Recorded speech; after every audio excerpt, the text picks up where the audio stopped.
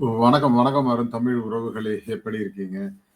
So, fatman versus Soundarya அந்த interview நேத்துக்கும், இன்னைக்கும் பார்த்திருப்பீங்கன்னு நெனைக்கிறேன். அதுல பல கேள்விகள் கேட்டிருந்தாரு ஃபேட்மேன் அவர்கள். இன்னைக்கு காலையில கூட நான் ஒரு ரெக்கார்டட் வீடியோ போட்டிருந்தேன். பார்த்திருப்பீங்க. "சௌந்தர்யா முத்துவை எதிர்த்து விளையாடினாரா?" அப்படிங்கிற ஒரு கேள்வி. அதேபோல பீப்பிள் வின்னர் சௌந்தர்யான்னு ஒரு அவார்டு ட்விட்டர் ஃபேண்டம் குடுத்தாங்க.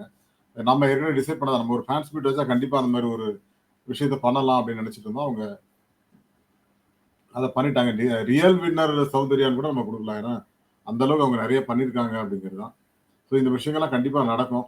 அதேபோல சௌந்தர்யா அப்படின்னா, அவங்க ரியலா இருக்காங்க. அந்த அந்த விஷயத்துல வந்து உண்மையா இருக்காங்க. ஃபேன்ஸுக்காக தானும் வந்து ரிஸ்க் எடுக்க தயார் அப்படின்னு இருக்கிற ஒரு பெண்ணாகத்தான் எனக்கு தெரிஞ்சது.